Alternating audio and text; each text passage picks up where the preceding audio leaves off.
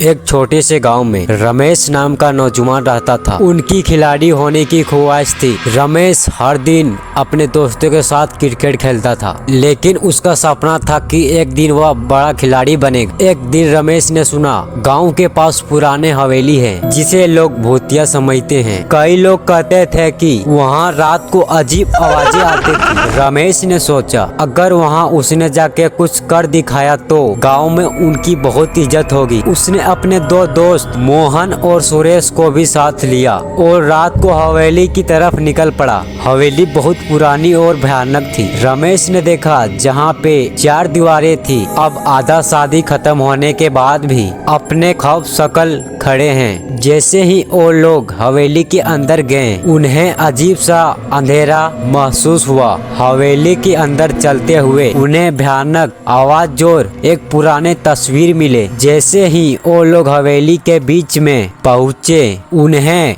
एक पुराना क्रिकेट का बैट मिला। रमेश ने सोचा उसके लिए ये एक अच्छा सा मौका है। उसने बैट को उठाया और बोला चलो इस जगह क्रिकेट खेलते हैं। मोहन और सुरेश ने पहले मना किया, पर रमेश की जोश भरे बातें सुने वो सब तैयार हो गया। रमेश ने बैट से बॉल को हवा में उड़ा दिया, पर जैसे ही बॉल हवा में गई, एक भयानक आवाज सुनाई दी, छोड़ दो मुझे। सबने सुना, वो लोग डर गए। रमेश ने कहा शायद ये हमारे ध्यान भटकाने के लिए है, चलो खेलते हैं। उन्होंने फिर से बॉल को उछाल दिया, पर इस बार बॉल हवा में उड़ने की बजाय एक पुरानी दीवार में लग गया। तभी वहाँ एक परछाई हुई छाया दिखाई दी, जो दीवार से बाहर गई। छाया ने कहा यहाँ खेलना मना है, मैं तुम्हें नहीं छोड़ूंगी। सब लोग डर के मारे भागने लगे, लेकिन रमेश रुका रहा। उसने सोचा इस भूतिया से बात करेगा तो शायद उन्हें कुछ समझा सके। उसने कहा तुम सिर्फ क्रिकेट खेलना चाहते थे, हमें तुम्हें नाराज नहीं करना था। छाया ने कहा मैं यहाँ सिर्फ इसलिए हूँ क्योंकि मुझे खिलाड़ी दोस्तों के साथ खेलने का मौका नहीं मिला। मैं भी एक समय में क्रिकेट खेलती थी, अगर तुम मेरे साथ खेलने का मौका दोगे